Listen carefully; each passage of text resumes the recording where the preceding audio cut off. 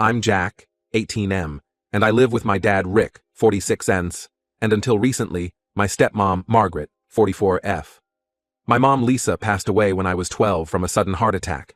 It was devastating for both me and my dad. We were really close as a family, and losing her left a huge void in our lives. Mom and Dad met in college. They were both art majors, but Dad switched to engineering in his second year. Mom always joked that he was the perfect blend of creativity and practicality. They got married right after graduation and had me a few years later. Growing up, our house was always filled with art and music. Mom painted landscapes and portraits, while Dad tinkered with gadgets in his spare time. We'd spend weekends at local art fairs or hiking in nearby state parks, where Mom would sketch and Dad would teach me about different plants and animals. After Mom died, Dad and I kept a lot of her things to remember her by. We had photo albums chronicling our family vacations and milestones. There was her collection of vinyl records, everything from classic rock to obscure indie bands she discovered at college radio stations. We kept some of her favorite books, dog-eared and filled with her notes in the margins. And of course, we had her paintings. Large canvases of mountain vistas and seascapes hung on our walls, while smaller portraits and still lifes were carefully stored in her old studio space. We also kept a small box with some of her jewelry. Most of it wasn't particularly valuable, but each piece had a story.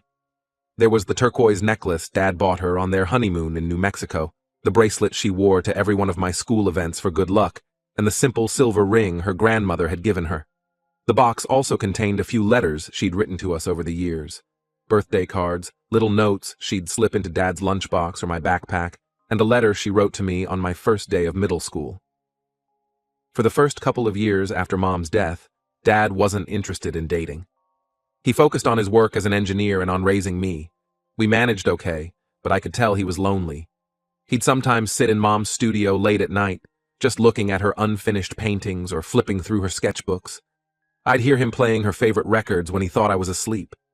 When I was 15, Dad's co-workers finally convinced him to start going out more. He joined a local hiking group, saying it made him feel close to Mom. That's where he met Margaret. She was new to the area, having moved here for work as a real estate agent. Dad said she reminded him a little of Mom. She was outgoing and laughed easily, and she seemed to genuinely enjoy hearing stories about our family. They dated for about a year before getting married when I was 16. I was hesitant about the whole thing, but I wanted Dad to be happy, so I tried to be supportive. The wedding was small, just close family and friends in our backyard. Dad asked if I was okay with him wearing the watch Mom had given him for their 10th anniversary. I said yes, of course, but I noticed Margaret frowning slightly when she saw it. Things were okay for a while, but I started noticing that Margaret would get annoyed whenever Dad or I talked about Mom. She'd make little comments like, "Oh, are we going down memory lane again?" Or, "Don't you think it's time to move on?" I tried to ignore it, but it really bothered me. Once, when I was playing one of Mom's old records, Margaret asked if we could listen to something from this century for a change. The real problem started about 6 months ago. Margaret suggested we redecorate the house to give it a fresh start. Dad agreed, thinking it might be a good idea. But as we were going through things, Margaret kept pushing to get rid of more and more of Mom's stuff. She convinced Dad to put most of the photo albums in storage, saying they were taking up too much space. Then she wanted to sell Mom's record collection, claiming we never used the old turntable anyway. Dad was reluctant, but Margaret kept insisting it was for the best, and that we needed to make room for new memories. I got really upset when Margaret suggested we donate Mom's paintings. Those were really special to me, and I couldn't believe Dad was even considering it. We had a big argument about it, and Margaret accused me of being stuck in the past and not giving her a chance to be part of the family. Things came to a head last week. I came home from school early because I wasn't feeling well, and I found Margaret in the attic going through the last box of Mom's things. She had Mom's jewelry spread out on the floor and was sorting it into piles. When I asked her what she was doing, she said she was organizing things and that she thought we could sell some of the jewelry to put it to better use. I lost it. I started yelling at her, telling her she had no right to touch Mom's things. Margaret yelled back, saying she was trying to help us move on and that I was being selfish and immature. Dad came home in the middle of our argument. When he saw what was happening, he got really quiet. He told Margaret to leave Mom's things alone and that we'd discuss it later. Margaret stormed off, and Dad tried to calm me down. Later that night, I overheard them arguing. Margaret was saying that keeping all of Mom's stuff was unhealthy, and that Dad needed to let go of the past if he wanted their marriage to work. Dad defended me, saying I had a right to keep memories of my mom. The next day, while Dad was at work and I was at school, Margaret did something unforgivable.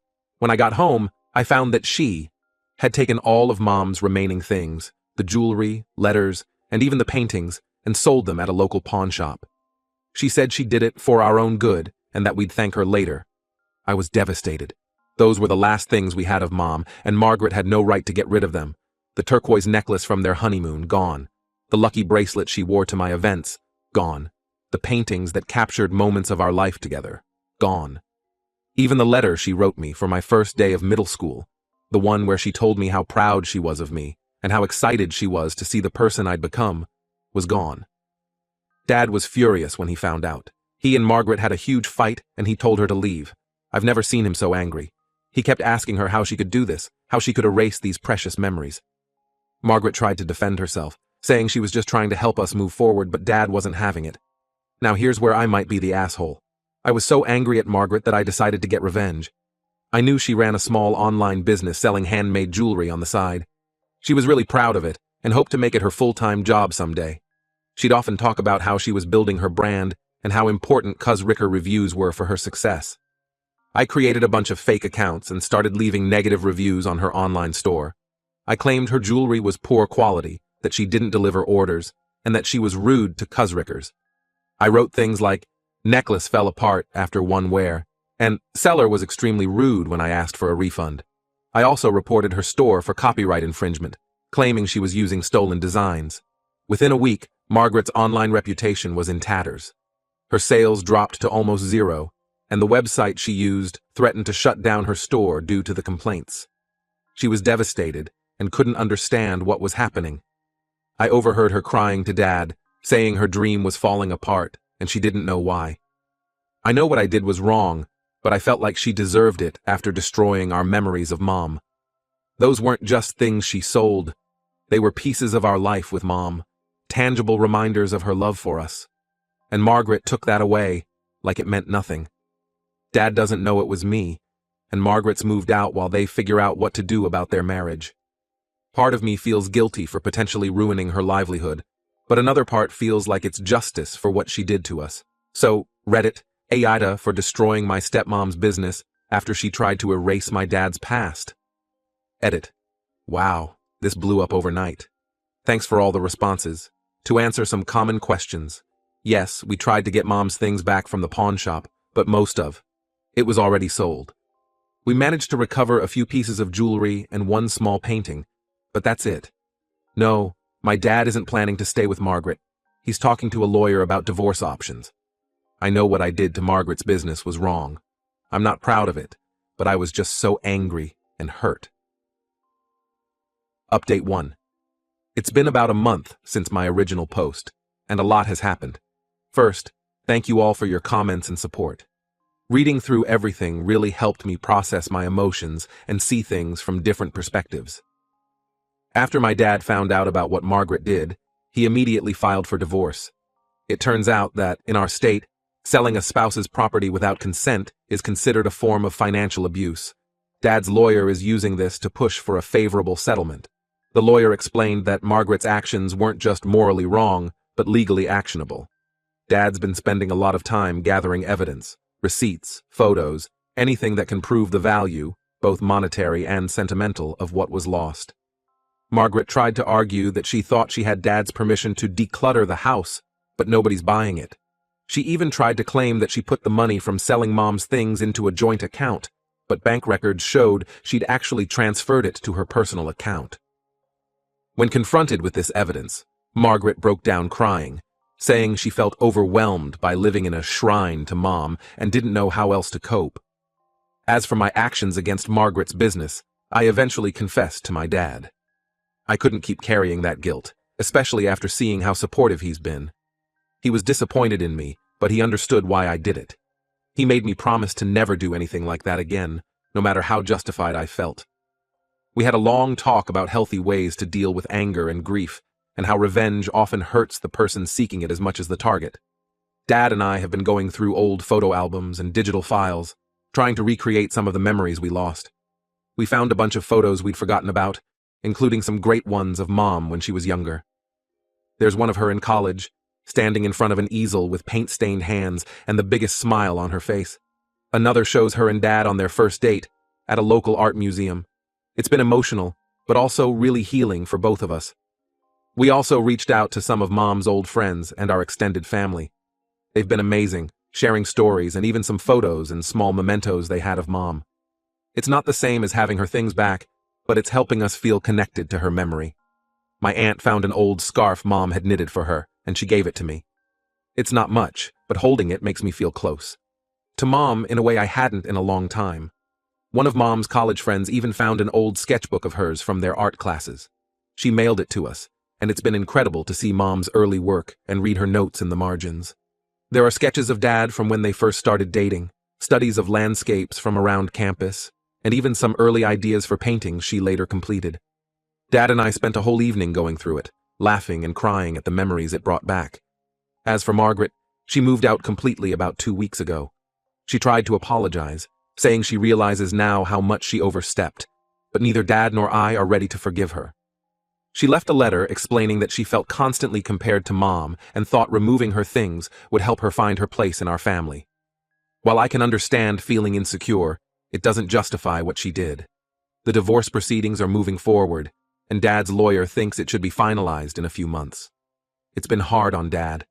I can tell he feels like he failed somehow, like he should have seen this coming. I've been trying to support him as much as I can, reminding him that Margaret's actions aren't his fault. Margaret's business is still struggling. I feel guilty about that, but I also can't bring myself to undo what I did. I know 2 wrongs don't make a right, but seeing her face consequences for her actions does give me some sense of justice. Still, the guilt gnaws at me sometimes, especially when I remember how proud she was of her work.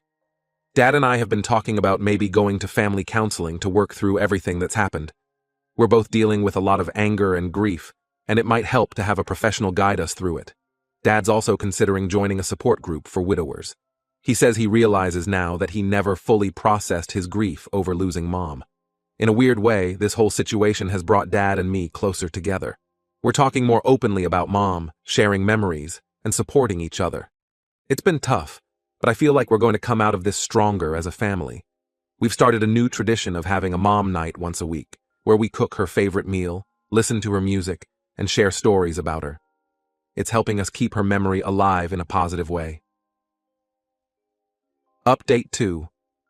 It's been another month, and things have taken an unexpected turn. Margaret's parents reached out to my dad, wanting to meet and talk about everything that happened. Apparently, Margaret had told them a very different version of events, painting herself as the victim of an uncompromising stepson and a husband unwilling to move on. Dad agreed to meet them at a neutral location, a coffee shop downtown. I asked to come along, and after some hesitation, Dad agreed. When we arrived, Margaret's parents were already there, looking nervous and upset. I recognized them from the wedding, but we'd never really talked much. The conversation started awkwardly, with Margaret's mom asking why we were being so cruel to her daughter.